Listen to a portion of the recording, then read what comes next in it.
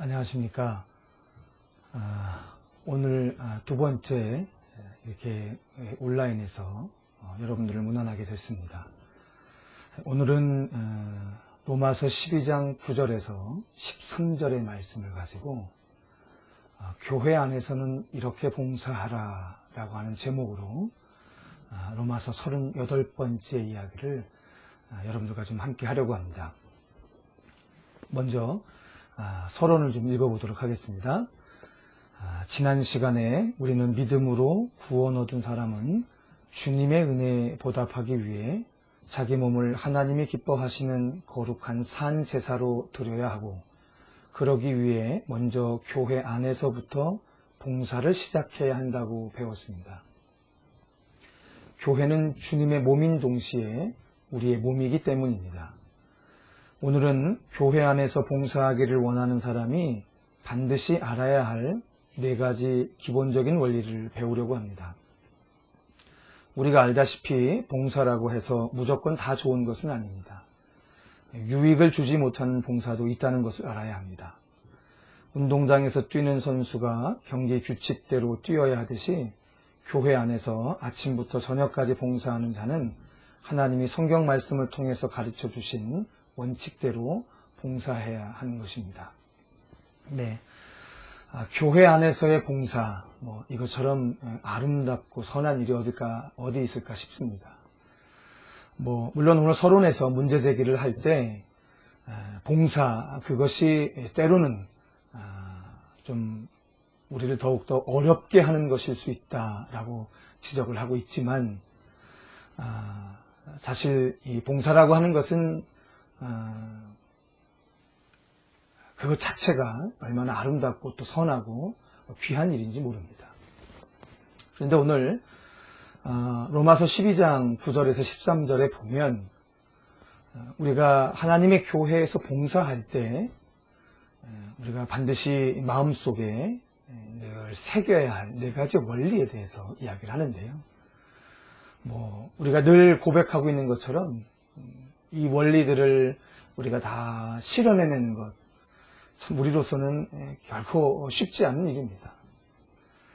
그런데 분명한 것은 우리 안에 이 4가지의 제시된 원리를 늘 깊이 마음속에 이렇게 가둬두게 된다고 하면 우리 안에 그 봉사를 하면서도 우리 안에 나타나는 수많은 여러 가지 어려움들, 이런 것들을 고민하고 또한 힘들어할 때 해결할 수 있는 기준을 삼을 수 있지 않을까, 그렇게 저는 기대를 합니다. 자, 먼저 토의내용 첫 번째부터 한 가지씩 여러분들과 한번 나눠볼 수 있으면 좋겠습니다. 1번입니다.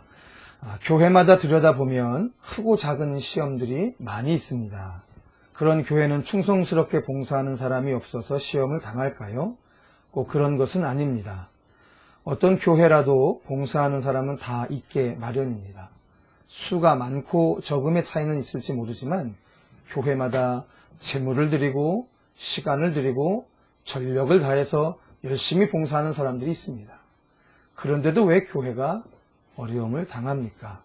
이 점에 대해서 자신의 생각을 나누어 봅시다. 이렇게 질문하고 있습니다.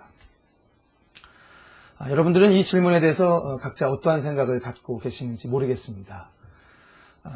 그 설명보다도 우리가 한 가지 좀 중요하게 접근해야 될 것은 뭐냐면, 봉사하는 사람이 있다 할지라도, 즉 자신의 상당히 많은 것들을 헌신하면서 봉사하는 사람이 있을지라도 교회가 어려움을 당할 수 있다라고 하는 겁니다.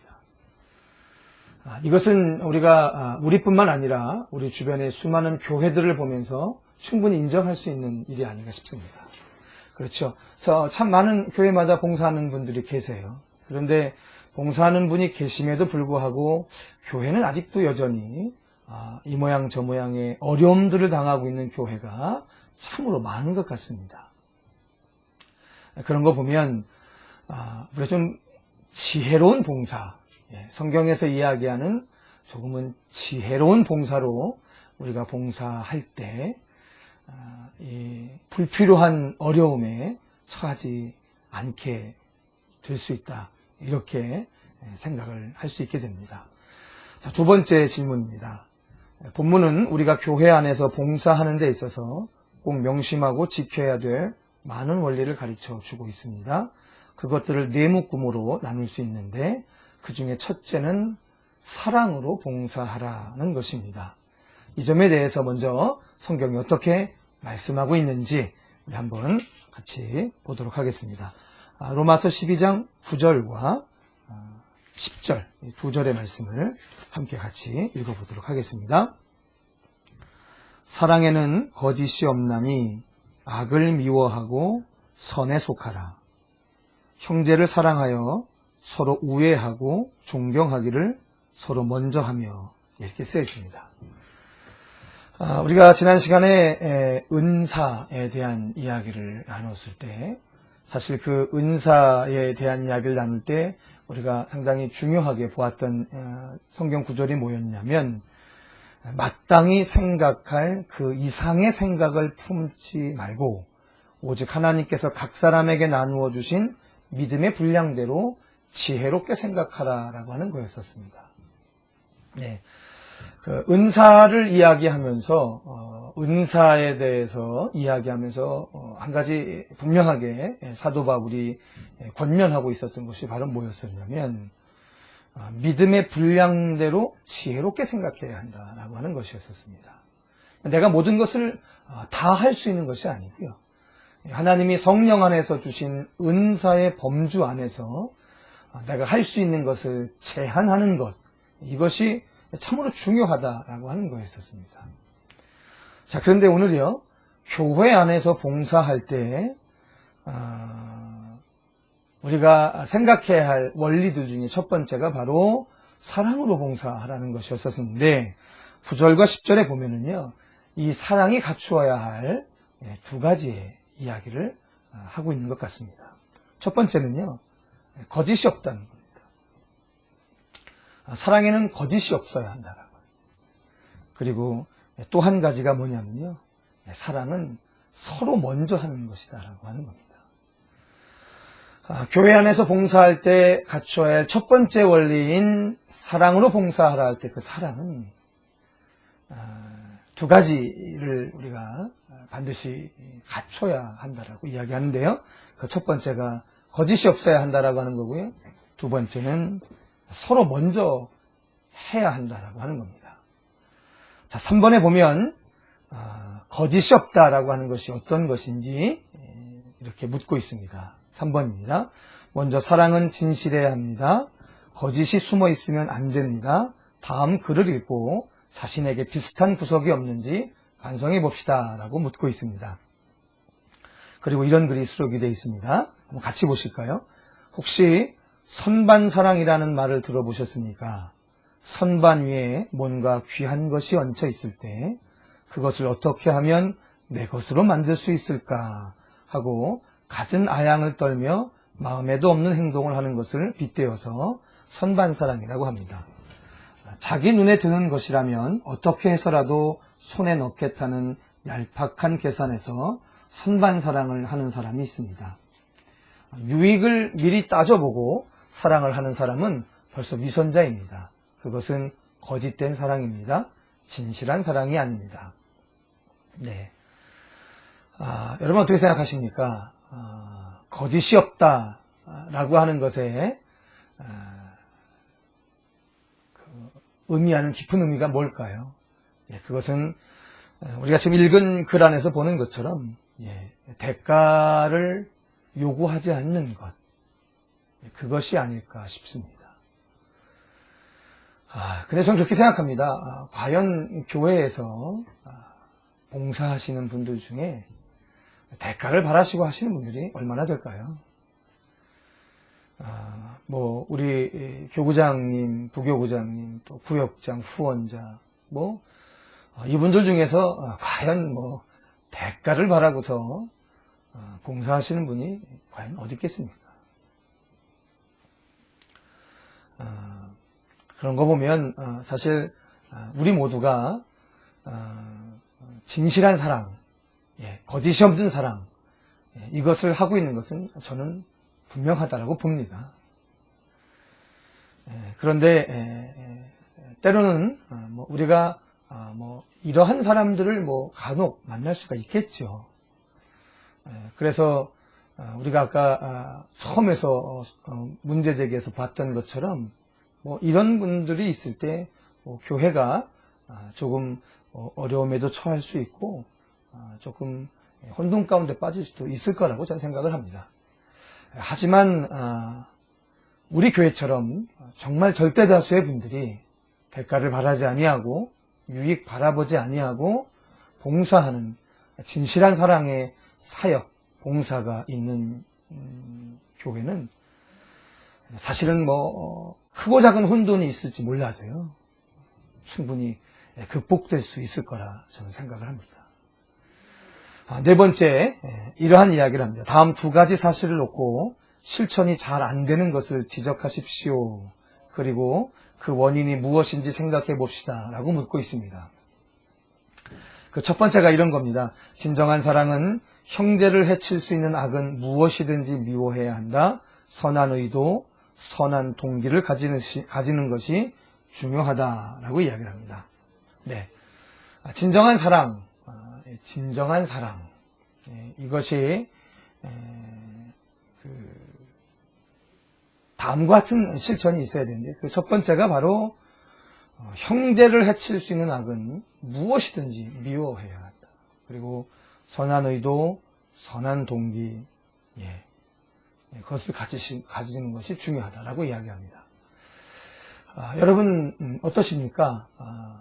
여러분들은 형제를 해칠 수 있는 악은 무엇이든지 미워하고 계십니까? 그리고 선한 의도, 선한 동기를 가지고 그렇게 봉사하고 계십니까? 예, 맞죠? 아마 여러분들은 이러고 계실 겁니다. 그리고 저도 그럴 거라고 보고 있고요. 그러려고 애를 쓰고 있습니다. 근데 가끔 우리가 글쎄요, 악한 의도, 악한 동기, 이것을 의도적으로 가지려고 하는 사람이 과연 얼마나 될까 싶어요. 그런데 우리가 늘 분별해야 할 것은 이렇게 생각하는 사람이 있을 수 있다라고 하는 겁니다. 이런 것들 때문에 사실은 교회가 간혹 혼돈에도 빠지고요, 어려움에도 봉착을 하게 되지요. 그런데 실질적으로 우리가 선한 의도와 선한 동기를 가지고 형제를 해칠 수 있는 악은 무엇이든지 미워할 수 있는 것을 잘 실천하지 못하는 경우가 발생한다면 사실 그 원인이 어디에 있을까? 한 번쯤은 좀 생각해 볼 만할 거라고 봅니다. 그 중에 가장 중요한 것은 저는 일단 악이 무엇이냐에 대한 분명한 이해가 우리 안에 참 필요하지 않을까라는 생각을 하게 됩니다. 이 시대에 무엇을 형제를 해치는 악이라고 규정해야 할까? 이것이 우리 안에 조금 더 분명하게 설정이 되어야 하지 않을까라는 생각을 하게 됩니다. 그래야만 선한 의도 또는 선한 동기도 우리가 품게 되게 될 것 같고요. 그래야만 우리가 사랑으로 봉사할 수 있는 그런 기틀을 놓을 수 있지 않을까 싶습니다. 또한 두 번째, 이러한 사실을 이야기합니다. 진정한 사랑은 형제의식을 갖는 우애가 되어야 한다. 그래서 차별을 하지 말아야 한다. 존경으로 이어지는 우애 없이 사랑하기는 어렵다라고 이야기를 합니다. 진정한 사랑, 우리가 교회에서 사실 봉사라고 하는 것은 위로는 하나님에게, 또한 옆으로는 우리 믿음의 교우에게 하는 것이 사랑의 대상일 텐데요. 특별히 우리의 믿음의 형제들에게 사랑으로 봉사할 때 필요한 것은 형제 의식이겠죠. 피를 나누지 않았지만, 그리고 생육사에서 공통점을 찾아보기 어려운 관계지만, 내가 예수 그리스도를 믿고 성령 하나님 안에서 이제 영적으로 형제가 된 이 형제 의식이 있어야만 사실은 우애가 발생할 수가 있죠. 그래서 그럴 때야만이 우리가 차별하지 않는, 그리고 더 나아가서는 존경을 할 수 있는 그러한 우애로 그렇게 발전할 수 있을 거라 저는 생각을 합니다. 그런데 우리가 이 사실 앞에서 잘 실천을 하지 못하는 이유가 어디에 있을까? 제가 목회를 하면서 이 부분에 대한 고민을 참 많이 하게 됩니다. 왜냐하면 우리들이 오랜 세월 동안 신앙생활을 하면서 때로는 참 좋을 때가 있습니다.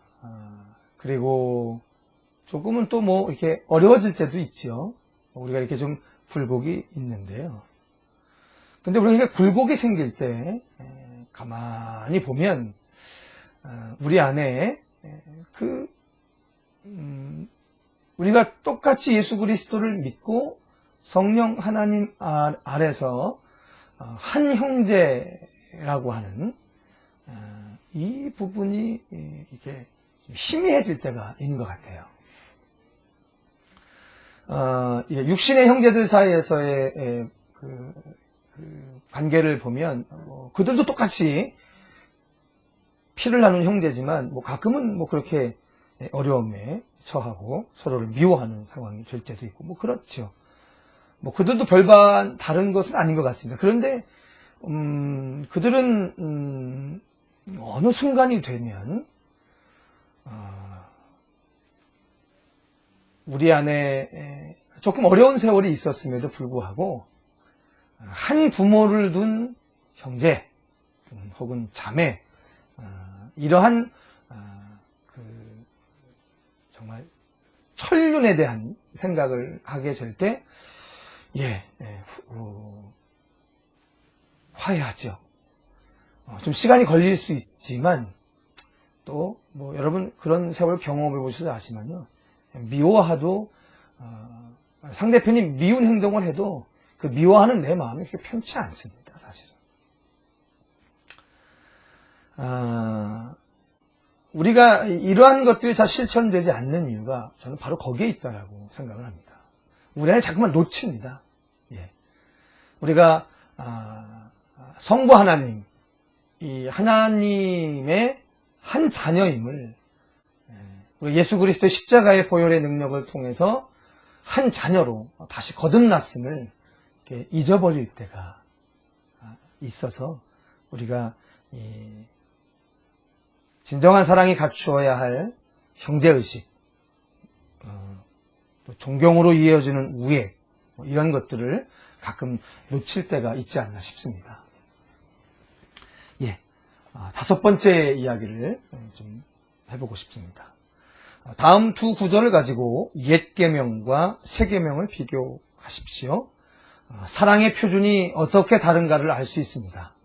둘 중 예수님은 어느 것을 명령하십니까? 그리고 그 이유는 무엇일까요? 라고 물으면서 성경 두 구절을 제시해 줬습니다. 하나는 마태복음 19장 19절이고요. 또 하나는 요한복음 13장 34절입니다. 우리 한번 찾아보면서 이야기를 한번 해보겠습니다. 먼저 마태복음 19장 19절의 말씀입니다. 여러분 잘 알고 계시는 말씀인데요. 부자 청년에 대한 이야기에 나오는 글입니다. 19절에 이렇게 이야기합니다. 내 부모를 공경하라, 내 이웃을 내 자신과 같이 사랑하라 하신 것입니다. 어느 날 부자 청년이 와서 예수님에게 무슨 선한 일을 하여야 영생을 얻으리까? 라고 질문을 했더니 우리 예수님께서 이렇게 쭉 설명하시다가 맨 마지막에 이야기하신 거죠. 그때 그 청년이 이러한 예수님의 가르침에 이 모든 것을 내가 지켰사온데 아직도 무엇이 부족하나이까? 라고 대답을 합니다. 그러니까 이 부자 청년은 내 이웃을 내 자신과 같이 사랑하라. 이거를 나름대로 잘 실천하고 살아왔던 사람이었던 것 같습니다. 자, 그런데 요한복음 13장 34절의 말씀으로 넘어가면 비슷한 이야기지만 좀 차원이 다른 이야기를 또 하게 됩니다. 새 계명을 너희에게 주노니 서로 사랑하라. 내가 너희를 사랑한 것 같이 너희도 서로 사랑하라. 아멘. 여기에는 부자 청년에게 이야기했던 그 십계명적인 이야기의 차원에서 조금 다른 비유가 섞여 있는 권면으로 좀 바뀝니다. 이게 뭐냐면 내가 너희를 사랑한 것 같이 너희도 서로 사랑하라. 그렇게 이야기를 하고 있습니다. 물론 13장 34절과 35절에 특별히 마태복음 19장 19절에 비해서 두드러지는 한 단어가 있지요. 그것은 서로라고 하는 단어입니다. 서로 사랑하라. 서로 상호적인 사랑의 관계의 이야기를 이야기합니다. 그러니까 저는 이 서로라고 하는 단어를 읽을 때 늘 생각하는 건 뭐냐면 아까 우리가 좀 전에 말씀드렸던 것처럼 예수님께서 이야기하시는 사랑, 또 사도 바울이 이야기하는 사랑, 이 사랑은 내가 받았기 때문에 주는 사랑이 아니라 사실은 그냥 나로부터 시작된 사랑인 거죠.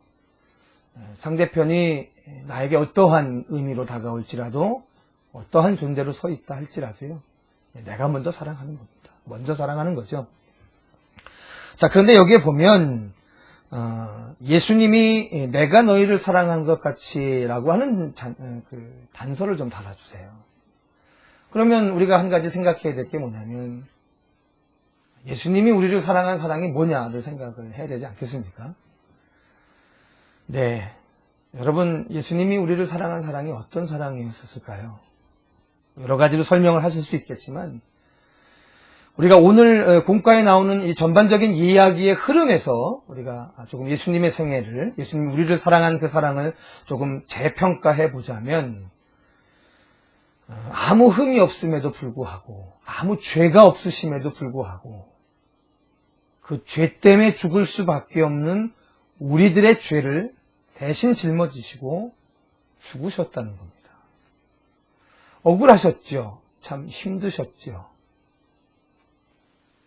하나님이신 우리 예수님도 벗어버리고 싶었던 참 힘든 거였던 것 같습니다.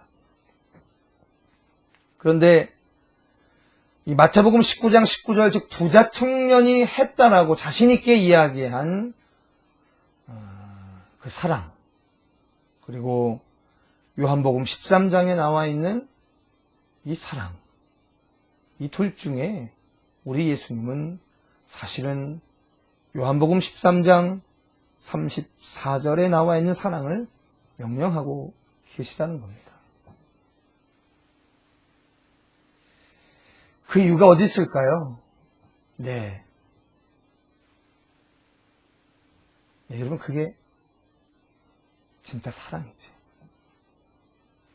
아마 우리가 그런 사랑으로 봉사를 하게 되면 교회는 혼돈하지 않을 것 같아요.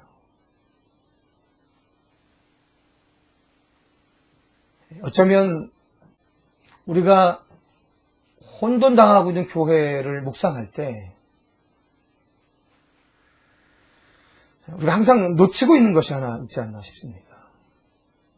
나는 열심히 하는데 누군가가 열심히 하지 않아서 혹은 누군가가 잘못된 열심을 해서 혼돈하고 있다. 어려움에 빠져 있다.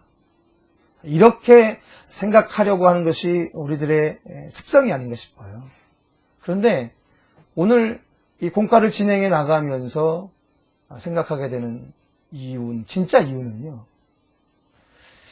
여러분, 내가 지금, 나를 비롯한 우리 교회에 사랑으로 봉사하라라고 하는 그 표준을 우리 예수님이 내가 너희를 사랑한 것 같이 라고 하는 표준에 두고 사랑하고 있느냐. 이것을 먼저 더 점검해 봐야 되지 않을까 싶습니다. 여러분들은 부자 청년이 하고 있는 사랑으로 봉사를 하고 계십니까? 아니면 우리 예수님이 이야기하고 계시는 사랑으로 봉사를 하고 계십니까? 예, 6번째 보겠는데요. 질문에는 2가지가 나와 있는데요. 한 가지만 좀 이야기하려고 합니다. 예, 구원을 확신하는 사람에게는 믿음 못지않게 사랑이 중요하다는 사실을 다음 9절의 말씀을 놓고 설명하십시오라고 이야기하고 있습니다. 그래서 제공한 성경 구절이요, 요한일서 3장 14절인데요. 우리 한번 같이 찾아서 읽어보겠습니다. 요한일서 3장 14절입니다. 우리는 형제를 사랑함으로 사망에서 옮겨 생명으로 들어간 줄을 알거니와 사랑하지 아니하는 자는 사망에 머물러 있느니라. 네. 참 읽기가 쉽지 않네요. 글이 어려워서 읽기 어려운 게 아니고요. 참 내 마음에 내 입에 담기가 참 쉽지 않네요. 여러분, 우리가 사망에서 옮겨서 생명으로 들어간 줄을 어떻게 알까? 예. 요한복음 5장 24절에 나와 있는 그 성경 구절을 읽으시다 보면 이 질문이 왜 이러한 요한일서의 이 표현이 왜 나왔는지를 좀 더 쉽게 이해하실 수 있을 것 같아요. 여러분, 요한복음 5장 24절 여러분 너무나 잘 알고 계시는 성경 구절 아니시겠습니까? 거기에 이렇게 쓰여 있습니다. 내가 진실로 진실로 너희에게 이르노니 내 말을 듣고 또 나 보내신 이를 믿는 자는 영생을 얻었고 심판에 이르지 아니하나니 사망에서 생명으로 옮겼느니라 라고 선포하고 있지 않습니까? 예. 내 말을 듣고 또 나 보내신 이를 믿는 자, 그가 사망에서 생명으로 옮겼답니다. 자, 그런데요, 요한일서 3장 14절에 보면 형제를 사랑함으로 사망에서 옮겨 생명으로 들어간 줄을 안다라고 이야기합니다. 결국은 나를 믿고 나 보내신 이를 믿는 자, 요한복음 5장 24절에 나와 있는 그 사람은 결국 무엇과 동일한 사람이냐면 형제를 사랑하는 사람. 결국은 나를 보내신 이와 또 나를 믿는 자, 그는 반드시 형제를 사랑하는 자가 된다는 거죠. 그때 우리는 비로소 내가 사망에서 생명으로 옮겨간 줄을 스스로 알게 된다는 겁니다. 그러니 참 어렵죠. 참 마음이 어렵습니다. 여러분 어떠십니까? 제가 워낙 부족해서 더 그런 마음의 어려움이 있는지 모르겠는데 여러분들은 어떠신지 모르겠습니다. 여러분, 사망에서 옮겨 생명으로 옮겨간 줄을 아시나요? 그런데 그것이요, 형제를 사랑함으로 아시고 계시냐는 겁니다. 구원을 확신하는 사람에게 믿음 못지않게 중요한 게 사랑. 맞는 것 같습니다. 우리 7번째 질문 한번 보도록 하겠습니다. 교회에서 봉사하는 데 있어서 지켜야 할 2번째 원리가 무엇입니까? 라고 묻고 있습니다. 그리고 로마서 12장 11절을 참고하고 있습니다. 11절 한번 같이 읽어보겠습니다. 부지런하여 게으르지 말고 열심을 품고 주를 섬기라 라고 이야기합니다. 교회에서 봉사할 때 우리가 지켜야 할, 또 마음에 간직해 두어야 할 2번째 원리, 그것은 열심을 품고 아닐까 싶습니다. 여러분, 이 이야기를 들으면 언뜻 생각나는 구절이 있지 않으신가요? 그래서 계시록, 요한계시록 3장 15절 말씀을 참고로 보도록 하겠습니다. 여러분 너무도 잘 아시는 겁니다. 3장 15절입니다. 내가 내 행위를 아노니 내가 차지도 아니하고 뜨겁지도 아니하도다. 내가 차든지 뜨겁든지 하기를 원하노라. 예.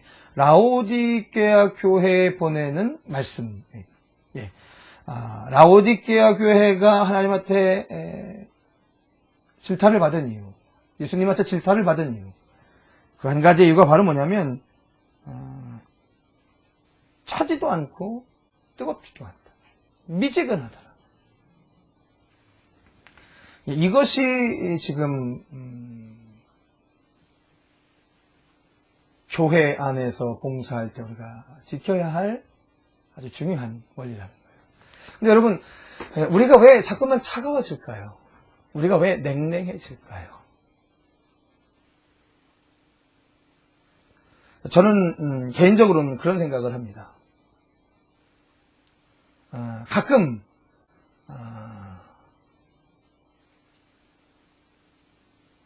남을 좀 보는 것 같아요. 변하지 않는 것 같고, 또 나를 이해해주지 못하는 것 같고, 나를 받아들여주지 못하는 것 같은 상대편에 대한 서운함.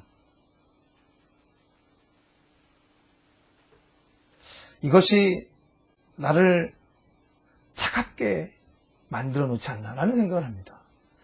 근데 그러다 보니까 늘 내 안의 탓으로라기보다는 자꾸만 남 탓으로 돌리는 것이 저의 모습이 아니었나 싶습니다. 그런데 오늘 이 공과를 하면서 사도 바울의 권면을 가만히 살펴보면 사실은 사랑으로 봉사하는 것,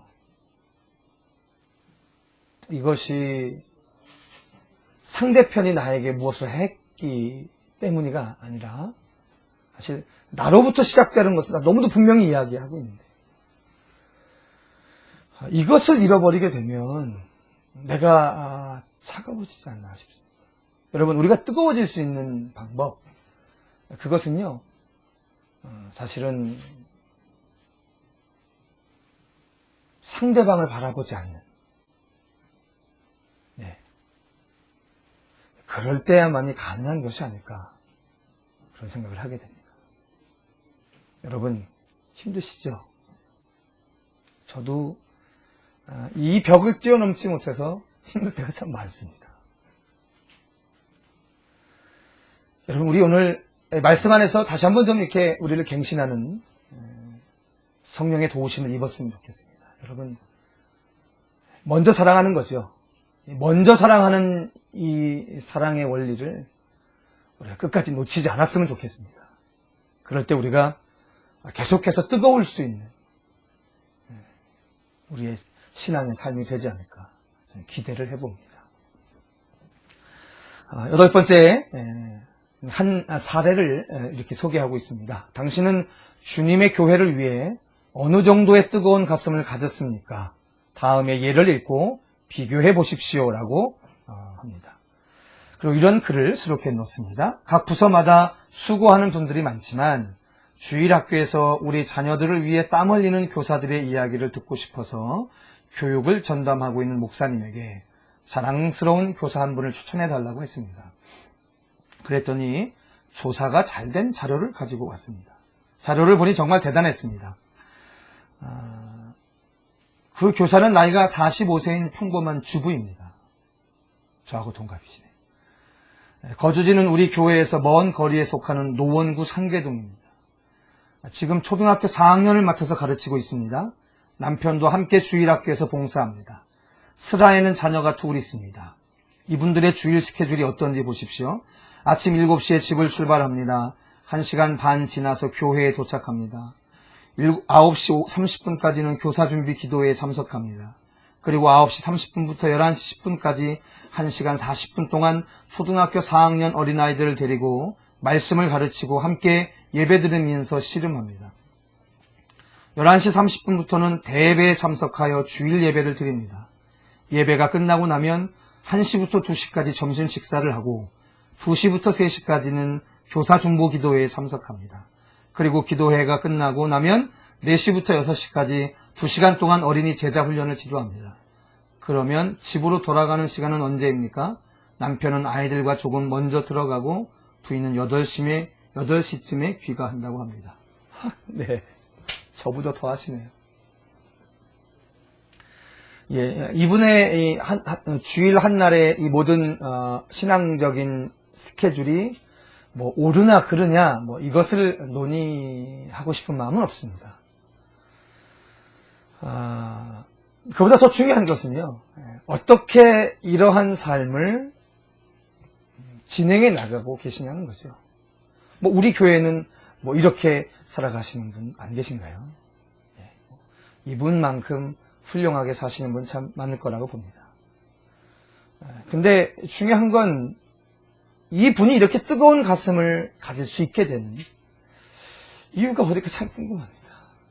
여러분, 그 이유가 어디에 있을까요? 타고난 열심일까요?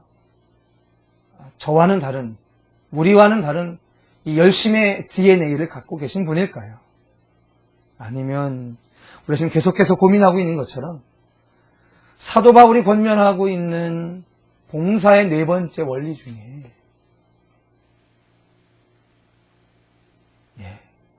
그 첫 번째, 두 번째 원리를 깊이 이해하고 있는 분이라 그럴까요? 여러분 어떻게 생각하십니까? 9번째입니다. 세 번째 원리는 어려워도 봉사하라는 것입니다. 12절을 보십시오. 소망 중에 즐거워하며 환난 중에 참으며 기도에 항상 힘쓰며 라고 기록합니다.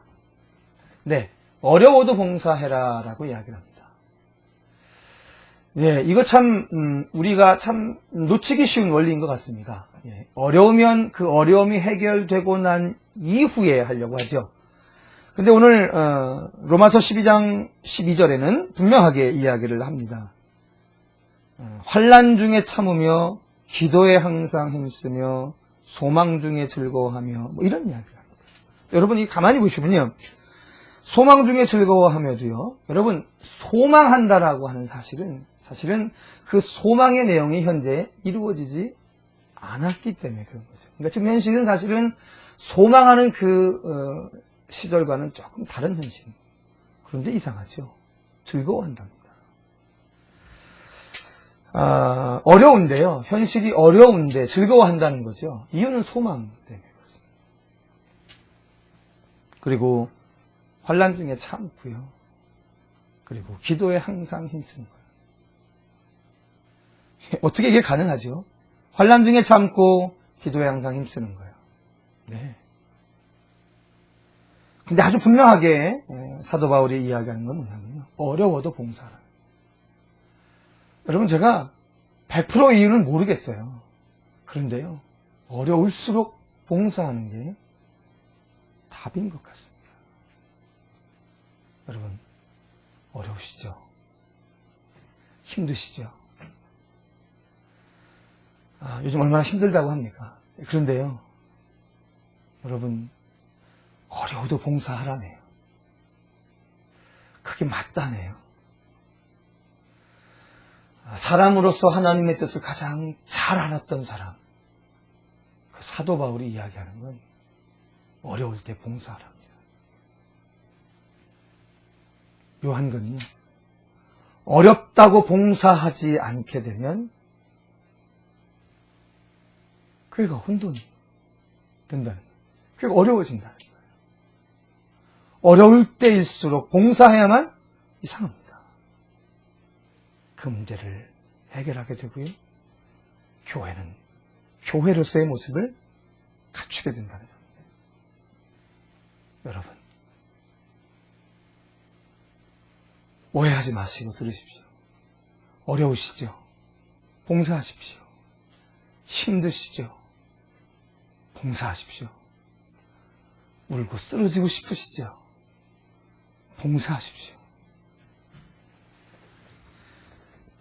10번째, 이렇게 쓰여 있습니다. 우리는 육신의 몸을 입고 봉사하기 때문에 자주 어려운 일이 생길 수 있습니다. 어떤 때는 육체적인 건강이 상할 때도 있습니다. 그리고 너무 시간에 쫓겨서 하던 일이 정상적으로 진행되지 않을 때도 있습니다. 어떤 때는 가정에 우환이 생길 수도 있습니다. 때로는 남에게 욕을 먹기도 합니다. 이런 경우 당신은 어떻게 합니까? 여러분 어떠세요? 제가 또 말씀드릴게요. 그때 봉사하셔야 합니다. 여러분 그때 봉사하셔야 합니다. 그때 봉사하시면 그 모든 것을 이겨낼 수 있습니다. 자, 이제 교회 봉사에 대한 네 번째 원리에 대한 이야기를 마지막 하고 있습니다.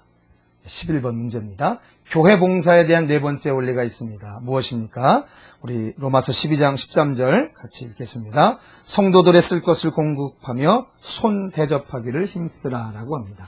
예, 교회 봉사에 대한 네 번째 원리, 성도들의 쓸 것을 공급하고 손님 대접하기를 힘쓰라 라고 이야기합니다. 사실 이 네 번째 원리가 주는 교훈은 우리에게 참으로 좀 깊은 성찰이 필요한 겁니다.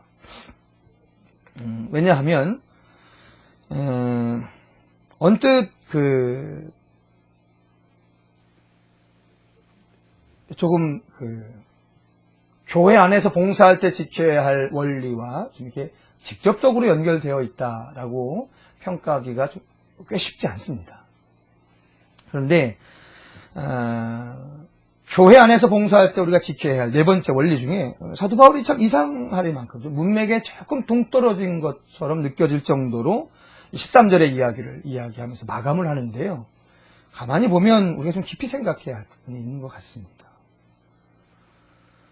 우리가 봉사할 때 이 봉사라고 하는 것에 원칙이 있어야 한다는 거죠.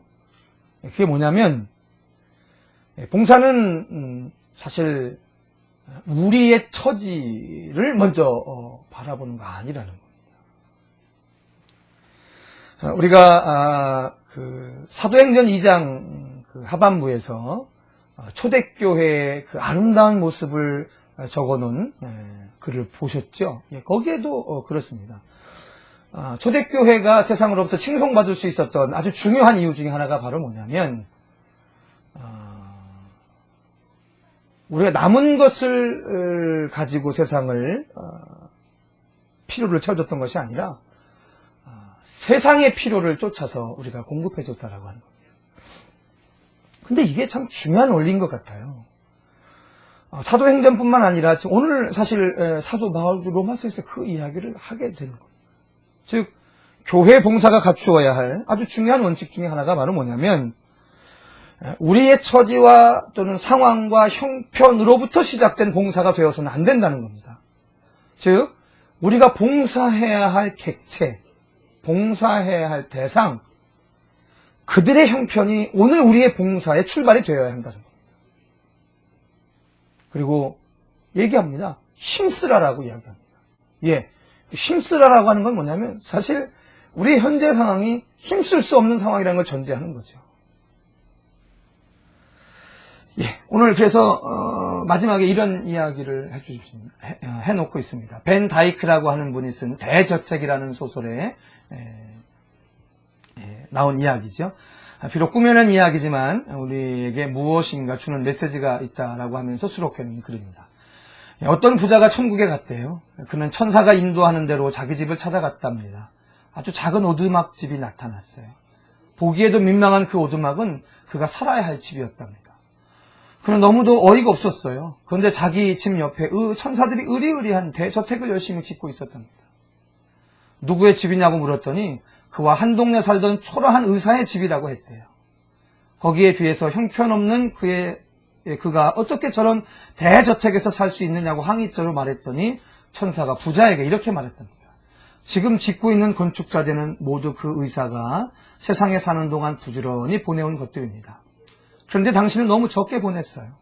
당신이 평생 보낸 자재만으로는 이 오두막의 지붕도 제대로 씌울 수 없을 정도였습니다. 그러나 대저택을 보십시오. 당신이 잘 아는 그 가난한 의사는 평생 동안 남에게 나누어 주는 것을 기쁨으로 알고 살았습니다. 그가 남을 위해 쓴 것들은 하나도 빠짐없이 이곳에 도착했습니다. 자재가 너무 많아 저렇게 큰 저택을 짓고도 남을 정도가 되었답니다. 네, 여러분, 우리가 좀 동의하기 어렵죠. 동의하기 참 어려운 이야기입니다. 그런데 분명한 이야기가 바로 뭐냐면요. 우리가 이 땅에서 사실 앞뒤 전후 맥락을 이야기하지 않으면서 사도행전의 저자나 로마서의 저자인 사도 바울이나 혹은 뭐 구약에 나와 있는 수많은 율법의 규정 안에서도 성도들의 쓸 것을 공급하는 것, 그리고 손님 대접하기를 힘쓰는 것, 이것이 왜 이렇게 중요하냐? 네. 그 이유의 가장 최종적인 해답을 어디에 두고 있냐면 우리의 영원한 생명에 사실은 연결을 시켜놓고 있다는 겁니다. 왜냐하면 우리가 이 땅에서 살아가고 있는 이 삶이 끝이 아니라는 거예요. 근데 이건 관념이 아니라는 거예요. 생각의 차원에서 머무는 것이 아니라는 겁니다. 뭔가 진짜 있는 거라는 거죠. 실제의 일이라는 거죠. 관념이 아니라 실제라는 거죠. 오늘 우리가 이 땅에서 우리로부터 시작된 봉사가 아니라 뭔가 우리의 차원을 벗어난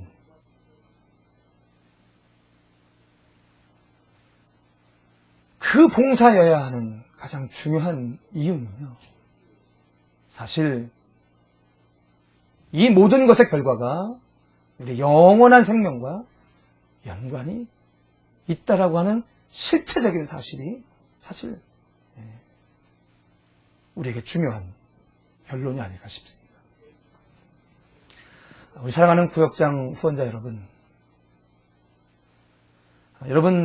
이 공과를 하면서 질문 하나하나에 담고 있는 참 가슴 아픈 그 지적들이 있죠. 공과를 나누는 저도 이 말씀 앞에 얼마나 부끄러운지 모릅니다. 그런데 제가 사실은 어제 저녁에도 이것 때문에 참 밤잠을 설쳤습니다. 이 원칙으로부터 자꾸만 무너져 버리는 내 자신을 보면서 참 안타까웠어요. 근데 오늘 또 다시 정신 차리고 여러분 앞에 또 이렇게 섰네요. 우리 구역장 후원자 여러분, 잘 안 되시죠? 잘 안 됩니다. 그런데요, 잘 안 된다라고 포기하는 것은 사실은 더 어리석은 것 같습니다. 잘 안 되더라도요, 이 원칙을 잊지 않고 오늘도 우리가 이렇게 한 주 한 주 두벅두벅 그렇게 말씀의 인도함을 쫓아서 최선을 다하고 살아간다면 그것이 오늘 우리가 이 땅에서 할 수 있는 최선이 아닐까 싶습니다. 그래서 제가 여러분들한테 부탁하고 당부하고 또 권면합니다. 여러분, 저도 노력해 보겠습니다. 여러분도 노력해 보십시오. 그래서 가다가 서로 좀 위로도 하고요. 마지막 순간까지 그렇게 이 믿음의 경주를 완주하는 저와 여러분, 그리고 우리 왕십리 공동체가 되었으면 좋겠습니다. 여러분, 감사하고요. 다음 주에 또 뵙도록 하겠습니다. 고맙습니다.